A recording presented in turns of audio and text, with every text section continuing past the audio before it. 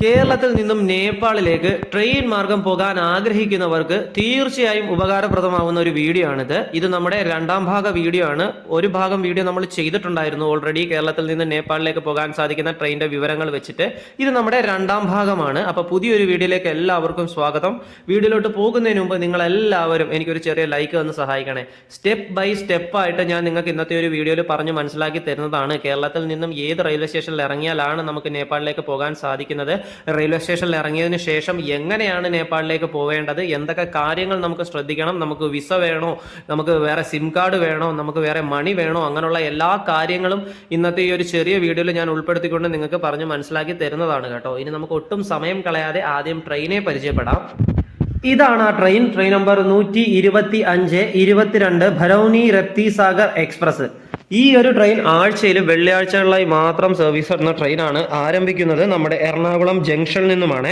അതായത് എറണാകുളം സൗത്ത് സ്റ്റേഷനിൽ നിന്നുമാണ് ട്രെയിൻ ആരംഭിക്കുന്നത്. രാവിലെ 10:50 ആരംഭിക്കുന്ന ട്രെയിൻ 4-ാം ദിവസം അർദ്ധരാത്രി 12:05 ബറൗണി ജംഗ്ഷൻ വരെ സർവീസ് നടത്തുന്ന ഒരു ട്രെയിനാണിത്. ബറൗണി എന്ന് പറയുമ്പോൾ നമ്മുടെ ബീഹാറാണ്, ബീഹാറിലേക്ക് പോകുന്ന ഒരു ട്രെയിനാണിത്. അപ്പോൾ ഇതിനകത്ത് നിങ്ങൾ ജനറൽ കമ്പാർട്ട്മെന്റിലോ സ്ലീപ്പറിലോ മാക്സിമം യാത്ര ചെയ്യാതിരിക്കുക, വളരെ അധികം പരിതാപകരമാണ്.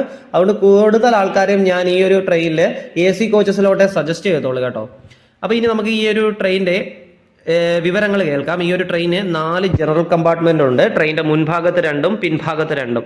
UR അൺറിസർവ്ഡ് ആയിട്ടുള്ള കോച്ചസ് ട്രെയിനിന്റെ പുറത്ത്, അതായത് ബോഗിയുടെ മുകളിലായിട്ട് ചിലപ്പോൾ UR എന്നോ അല്ലെങ്കിൽ ജനറൽ എന്നോ കാണാൻ സാധിക്കും. ഇനി 6 സ്ലീപ്പർ കോച്ചസ് ഈ ഒരു ട്രെയിനിലുണ്ട്, S1 മുതൽ S6 വരെ. AC കോച്ചസ് 9 എണ്ണം ഉണ്ട്. അതിൽ തേർഡ് എക്കണോമി ഒരെണ്ണമാണ്, അത് M1 എന്നാണ് കേട്ടോ തേർഡ് എക്കണോമി അറിയപ്പെടുന്നത്. തേർഡ് AC വരുന്നത് 5 എണ്ണമാണ്, അത് B1 മുതൽ B5 വരെയും. സെക്കൻഡ് AC വരുന്നത് 2 എണ്ണം, അത് A1ഉം A2ഉം. ഫസ്റ്റ് AC വരുന്നത് ഒരെണ്ണമാണ്, അത് H1 എന്നോ അല്ലെങ്കിൽ HA1 എന്നോ നമുക്ക് കാണാനായി സാധിക്കും ട്രെയിനിന്റെ പുറഭാഗത്തായിട്ട് കേട്ടോ. അപ്പോൾ ഈ തേർഡ് എക്കണോമിയും തേർഡ് AC തമ്മിലുള്ള ഡിഫറൻസ് എന്തോ, രണ്ടും AC തന്നെയാണ്. തേർഡ് ACയെക്കാട്ടി കുറച്ചുകൂടെ വില കുറവാണ് തേർഡ് എക്കണോമിക്ക്. പക്ഷേ തേർഡ് എക്കണോമി കുറച്ചുകൂടെ ഭയങ്കര വലുതായിരിക്കും, നമുക്ക് വെളിയിലത്തുള്ള കാഴ്ചകളൊക്കെ കാണാൻ കുറച്ചുകൂടെ മനോഹരം തേർഡ് എക്കണോമി ആയിരിക്കും. വലിയ മിററും കാര്യങ്ങളൊക്കെ തന്നെ ആയിരിക്കും. അങ്ങോട്ടും ഇങ്ങോട്ടും ചെറിയ വ്യത്യാസമേ ഉള്ളൂ തേർഡ് ACയെക്കാട്ടി വരുന്നത്. അപ്പോൾ അതൊക്കെ ഓരോരുത്തരുടെ പേഴ്സണൽ ഇഷ്ടമാണ് ഏത് കോച്ചസിൽ യാത്ര ചെയ്യണമെന്നുള്ളത്.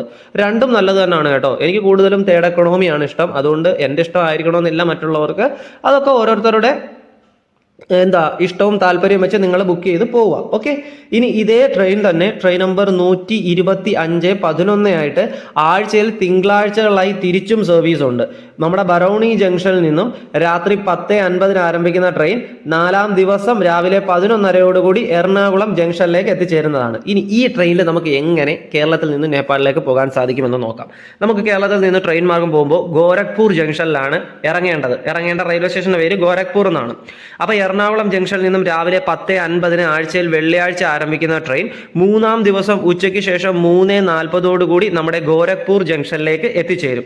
ഇത് ഞാൻ അങ്ങോട്ടുള്ള സമയമാണ് പറയുന്നത്. ഇനി തിരിച്ച് ഈ ട്രെയിൻ സർവീസ് നടത്തുന്നുണ്ടല്ലോ, ട്രെയിൻ നമ്പർ 125-11 ആയിട്ട് ആഴ്ചയിൽ തിങ്കളാഴ്ച ഈ ഒരു ട്രെയിൻ സർവീസ് നടത്തുമ്പോൾ ബറൗണി ജംഗ്ഷനിൽ നിന്നും രാത്രി 10:50 ആരംഭിച്ച് തൊട്ടടുത്ത ദിവസം, അതായത് ചൊവ്വാഴ്ച രാവിലെ 6:25 ഗോരഖ്പൂർ ജംഗ്ഷനിലേക്ക് എത്തിച്ചേരും. എന്നിട്ട് 4-ാം ദിവസം രാവിലെ 11:30 എറണാകുളം ജംഗ്ഷനിലേക്കും എത്തിച്ചേരുന്നതാണ്. അപ്പോൾ നിങ്ങൾക്ക് ഈ ഒരു സ്റ്റേഷന്റെ ഡീറ്റെയിൽസും കാര്യങ്ങളും മനസ്സിലായെന്ന് തന്നെ വിശ്വസിക്കുന്നു. അങ്ങനെ നമ്മൾ ഗോരഖ്പൂർ ജംഗ്ഷനിൽ ഈ ഒരു ട്രെയിൻ പിടിച്ച് നേരെ വന്നിറങ്ങിയിട്ടുണ്ട്. ഇനി എന്താണ് പരിപാടി?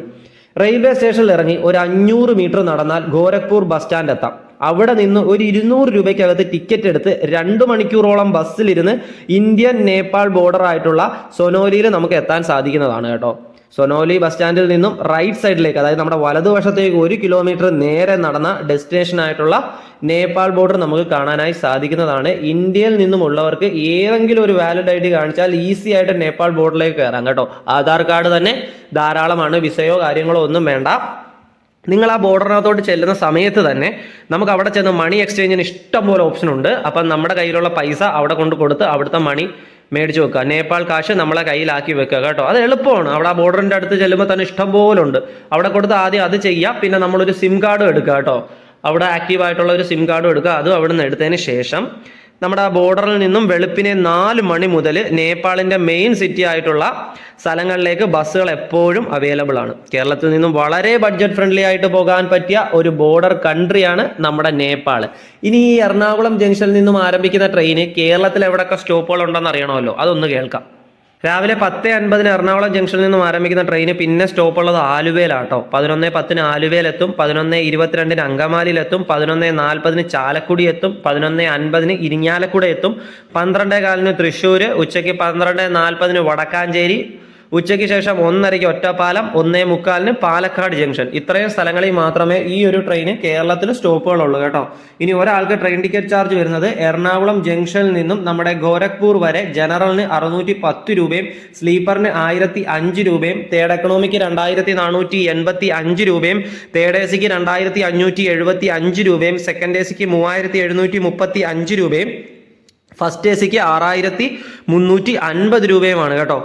ഇനി നമ്മുടെ അടുത്ത വീഡിയോ കേരളത്തിൽ നിന്നും മറ്റൊരു രാജ്യമായ ഭൂട്ടാനിലേക്ക് എങ്ങനെ ട്രെയിൻ മാർഗം പോയി വരാൻ സാധിക്കും എന്നതിനെ പറ്റിയിട്ടുള്ള വിവരണം ഞാൻ ഉടനെ തന്നെ ചെയ്യുന്നതാണ് കേട്ടോ. ഞാൻ ഇന്നത്തെ ഈ വീഡിയോയിൽ ഈ ട്രെയിൻ നിർത്തുന്ന മുഴുവൻ സ്റ്റേഷനിൽ എത്തിച്ചേരാത്ത സമയം പറയാത്തത് വേറൊന്നും കൊണ്ടല്ല, നമ്മുടെ വീഡിയോയുടെ ലെങ്ത് മാക്സിമം ആയി പോകും, ഭയങ്കരമായിട്ട് കൂടിപ്പോകും. എന്തായാലും നമുക്ക് കേരളത്തിലെ കാര്യം മാത്രം അറിഞ്ഞാൽ മതിയല്ലോ. അപ്പോൾ അത് നിങ്ങൾക്ക് മനസ്സിലായെന്ന് തന്നെ ഞാൻ വിശ്വസിക്കുന്നു. ഇന്നത്തെ വീഡിയോ ഉപകാരപ്രദമായി കഴിഞ്ഞാൽ തീർച്ചയായും ലൈക്ക് ചെയ്യാനും ഷെയർ ചെയ്യാനും നിങ്ങളുടെ അഭിപ്രായങ്ങൾ കമന്റായി രേഖപ്പെടുത്താനും മറന്നുപോകല്ലേ. മറ്റൊരു വീഡിയോ മറ്റൊരു കണ്ടന്റുമായിട്ട് നമുക്ക് വീണ്ടും കാണാം. നിങ്ങളുടെ സ്വന്തം Malayali train blogger winding up. Bye bye bye bye bye.